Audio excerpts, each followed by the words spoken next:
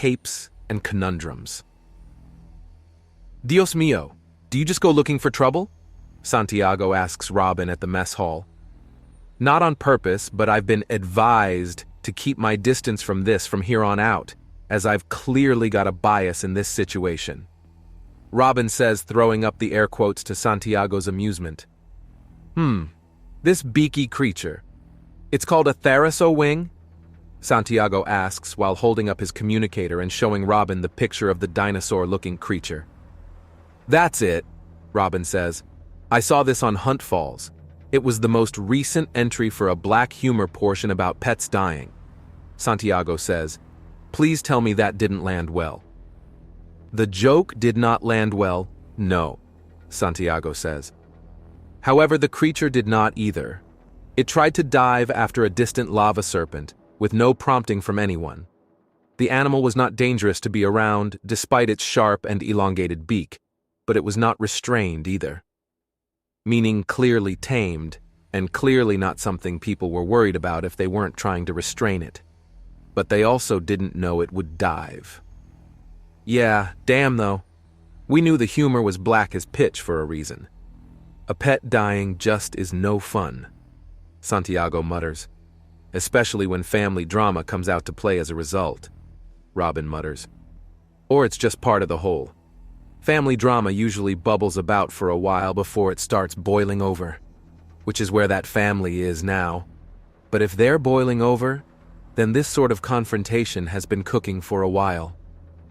You'd know better than me, family man. Speaking of, how did the date go?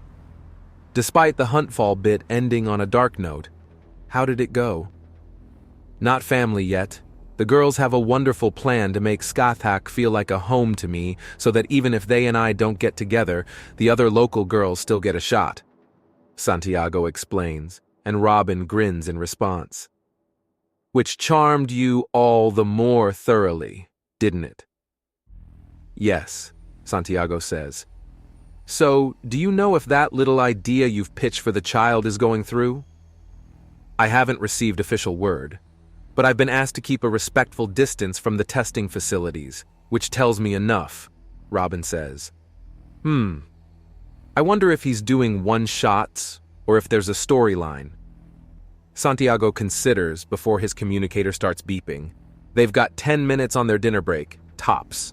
One-shots are more likely, Robin says as he checks his own. I have some paperwork, then guard duty to get to. How about you?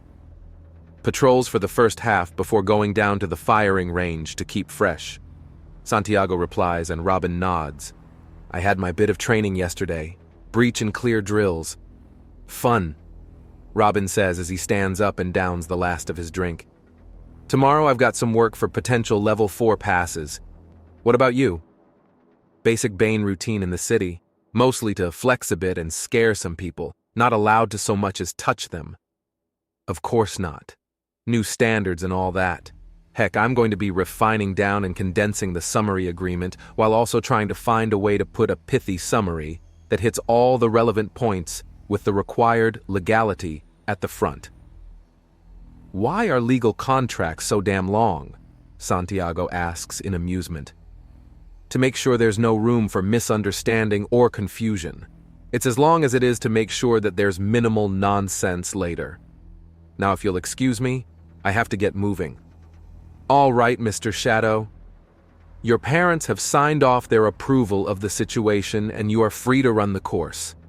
You and they will be receiving a recording of this afterwards, and that information is yours to do with as you please.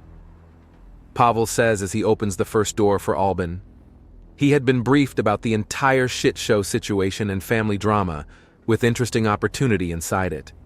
They got to look like good guys while getting what they want. The kid got to earn some scratch and hire out a family counselor to help sort out the shit in his life. While venting his frustration, the family got to see their child grow a bit and him sorting his shit sorted their shit too. Everyone wins. Unless the drama goes deeper and dumber, which is always a tragic possibility. As Einstein said, there are only two things that are infinite: the universe and stupidity, and we can't be totally sure about the first one. The only addendum the quote needed was removing human from it to bring in all species. Now, your first test is nice and easy.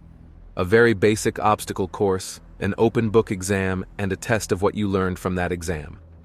This is more to make sure you're able to pay attention, Pavel says, as he indicates everything.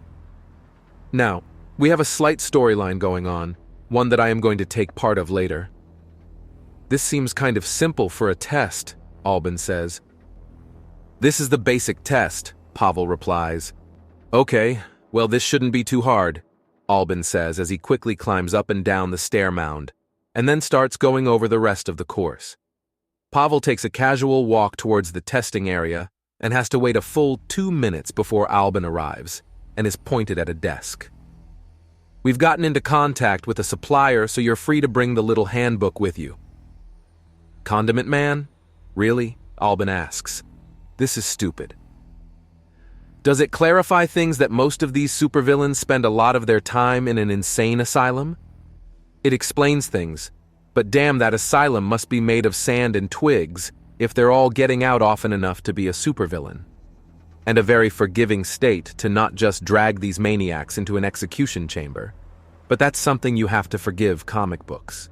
There needs to be an explanation as to why the very popular, very charismatic but still defeated villain is still alive.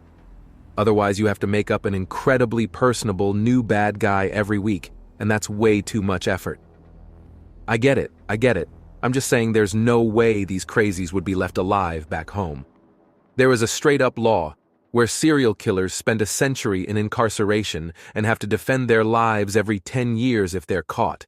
And if they ever relapse or escape, it's kill on sight. Albin says, and Pavel nods. Oh, trust me, if I or any other of my fellows were in Gotham for a day, we'd likely carve our way through at least a third of the rogues gallery there. Our training tells us to assume hostage takers and kidnappers cannot be bargained with, and to at most stall for time while lining up a shot or hunting them down. Pavel explains. Are you the staller or shooter? Albin asks more absently as he writes down the answers to the test. Shooter, I'm very accurate, Pavel says before Albin hands him the exam, and he glances his way down it. It was open book, of course he got it all right. The only thing he could vaguely ding the kid on is sloppy handwriting. And that would be throwing a stone from a glass house. The crime scene is a victim that has their head blown off, and there is the indication of a secondary place where a bullet impacted but no other bullet was found. It takes Albin about a minute, most of it flipping through his new handy guide to correctly finger the killer as Deadshot. He has a notebook, the first part of the badge, and the handbook for the Batman villains. Probably not what everyone was hoping for when this vacation started, but still a souvenir that might not bring about only pain and loss. The next test has Albin show off a great skill at turning invisible, and he bends the light around him to become almost impossible to see. He scans the area, and after picking through it for a few minutes, he leaves and is somewhat hesitant when he has to hit the target dummies, but manages to deal strong enough blows. I'm a little confused, but with all this, I think Deadshot has been hired by the Penguin, Albin says as he puts it into the computer. Things outright stop, however, when the third test begins, and he seems to go through a panic before immediately backing out. What's wrong? Pavel asks. Nope, no, too closed in. Way worse than a spaceship. Worse, no thank you. Albin says, and Pavel nods. Claustrophobia, perfectly understandable. Don't worry, you're still getting paid in full. The first test was all we needed and you went above and beyond. Pavel says, you did good. You did very good.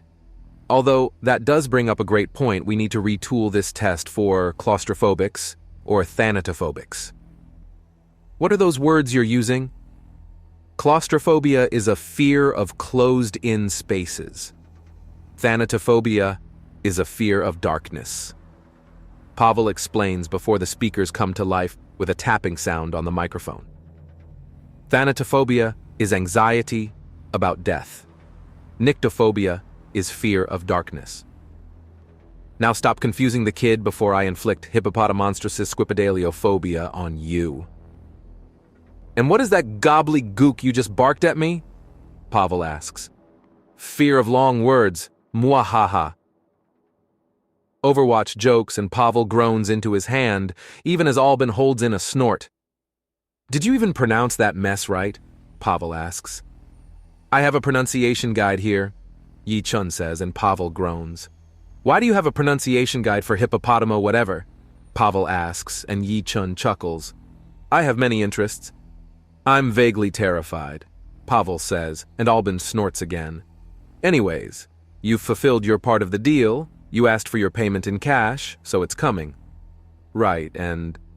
Do I have to hire the counselor? Albin asks, clearly thinking about things.